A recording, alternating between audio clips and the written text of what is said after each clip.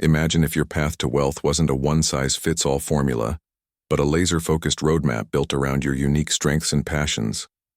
Today we're unlocking the Millionaire Master Plan, the revolutionary guide from Roger James Hamilton that maps 9 levels of financial mastery through the Wealth Lighthouse framework. You'll discover your natural genius, whether you're a dynamo creator, blaze connector, tempo server, or steel systems thinker, and learn exactly where you stand on the wealth spectrum.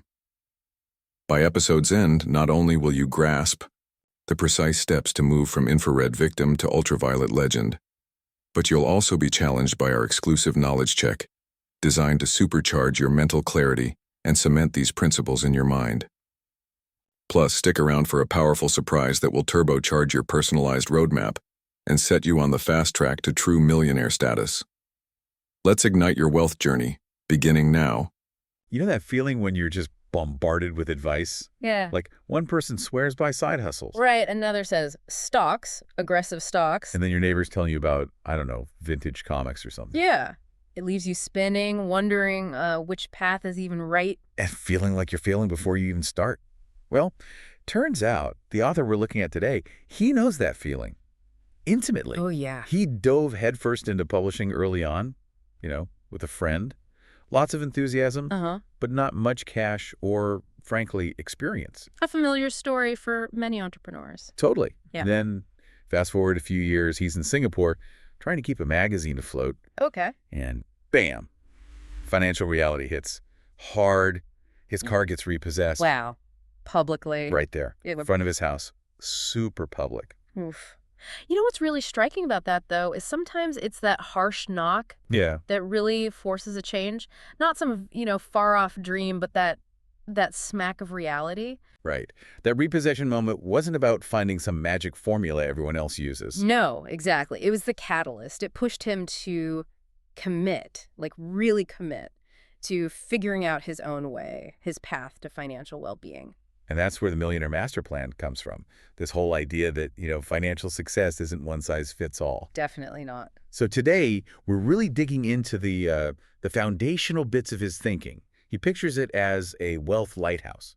Okay, a lighthouse. I like that visual. Yeah, imagine this structure, 9 levels high, different stages of wealth.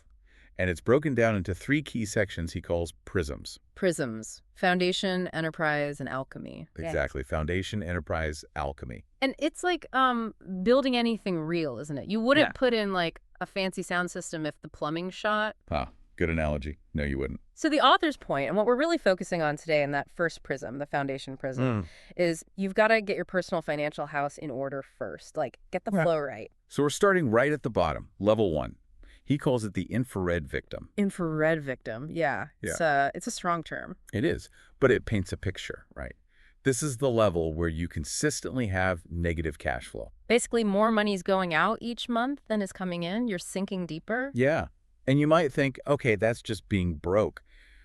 But he points out, and this is interesting. What's that? That even people with, significant assets on paper can still be stuck in this infrared zone if their debts and expenses just keep outpacing their income. That's a crucial distinction. It's about the flow, not just the pile of stuff you own. And, think about the emotional side of this. Oh, for sure. He describes this level as just steeped in stress, like constant low-level panic and this deep uncertainty about what's next. You felt it itself, right? Not just in Singapore. Exactly. A few years before that, when he was in London, between businesses, had this big tax bill looming, felt that same just relentless pressure. Makes sense. I mean, financial stress, it's heavy. Some research even suggests it hits your body like a chronic illness. It really does. And that victim part of the name. Yeah, what about that? That seems to point to a specific mindset that can really grab hold here. Like what? Like finding it hard to see your own worth, regardless of the money situation. And this can show up in all sorts of ways. How so? Maybe constantly judging other people or getting stuck in little arguments or just driving yourself into the ground, overworking. Burnout city. Totally. It's a cycle. And it can really mess with your relationships, slam doors on opportunities without you even realizing it. Okay, so he defines the problem, but he doesn't just leave you there. He offers a way out, right? Yeah. 3 core steps to start moving up from infrared. Yes, 3 steps. And he says they apply to everyone regardless of their Genius. Ah, the genius types. That's his framework for different entrepreneurial energies, right? Dynamo, Blaze. Dynamo, Blaze, Tempo, and Steel. Yeah. We won't go super deep into those today, but the key thing is these first steps. They're meant to work with your natural strengths. Got it. So step one. Step one, measure your money. Okay, measure your money. Sounds, well, basic. It does, but think about it. How many of us really know, month to month, where every dollar is going and what's actually left over? Probably fewer than we think. We operate on guesses, maybe. Exactly. So he insists on tracking your personal finances, like meticulously. Every month, get that real, honest number for your net income. The actual cash you have after everything's paid. Yep. He even mentions a Measure Your Money playbook on his website, tools to help out. So it's about getting clarity, moving from assumptions to actual data. Precisely. And it doesn't need to be some crazy complex spreadsheet either. No. No, just a simple monthly forecast, what you think will come in and go out. Yeah. And then track the actuals against it. Okay, forecast versus actual. And just the discipline of looking at your bank statements regularly, being aware, moving from like financial fog to clarity. Makes sense. And he shared some advice from a mentor, right? Something surprisingly simple. Yeah, really simple. Aim to end each month just $100 richer than the month before. Just $100. To start. Then maybe aim for $200 more the next month, then $400. Double that little surplus each time. Huh. It almost sounds too small to matter at first. I know, but think about doing that consistently.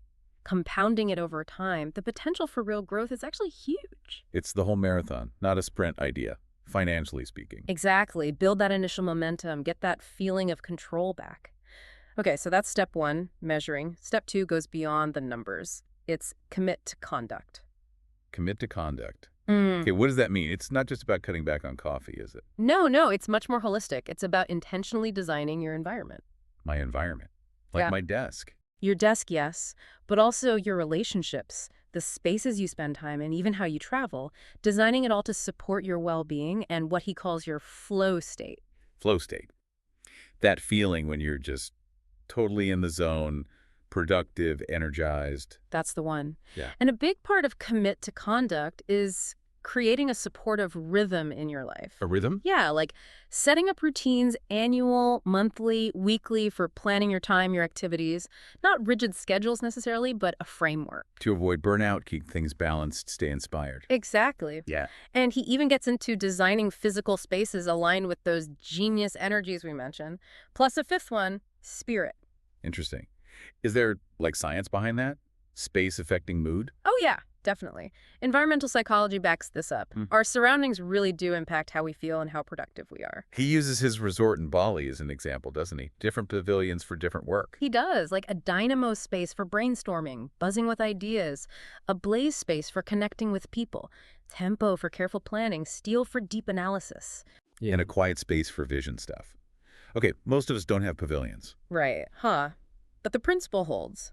How can you structure your week? Maybe assign days to different kinds of energy or tasks. Anchor your week in what feels most natural for you. So being proactive about designing your life, not just reacting.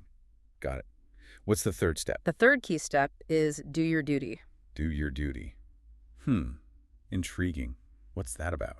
It's about recognizing that sometimes your duty to others has to override whatever else you're doing, especially when a big need pops up. Okay, like what kind of need? He gives a powerful example, needing to raise money, like now, for a critical medical operation for someone you care about.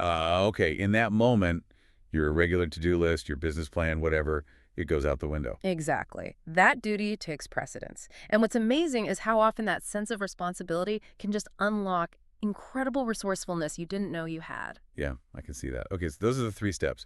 Measure, conduct, duty. But why do people get stuck in infrared in the first place? He talks about pitfalls, right? Excuses. Yeah, mental traps, basically. Yeah. Things that keep people spinning their wheels at that level. Like what? Give me some examples. Okay, well, trying to do it all yourself, that feeling of disconnection, no support. Yeah, isolation. Or blaming others, pointing fingers instead of taking responsibility. That's a big one. Avoidance. And wasting energy on negativity, picking fights, getting bogged down in drama. Energy drain, for sure. Then there's the fantasy trap, dreaming about winning the lottery or some overnight success. Instead of taking those small, consistent actions, Mm-hmm. the $100 surplus thing. Exactly. And here's one he really hits hard. This idea that you have to follow your passion before you get financially stable. Oh, interesting. What does he say? He argues for discipline first. Build the foundation, then you have the freedom and resources to pursue passion fully. Discipline before passion at this stage. Okay. And then there are those limiting beliefs, the things we tell ourselves. Like, I just can't cut my costs anymore. Yep. Or this is all I can possibly earn. That feeling of being capped. Or just denial, right? Mhm. Thinking, oh, this is temporary, I'll be out soon, but having no actual plan. Exactly that. No concrete steps. And one more big one. Yeah. Prioritizing, say, business investments over your own basic personal cash flow needs when you're in the red. Thinking, my business needs it more than me right now.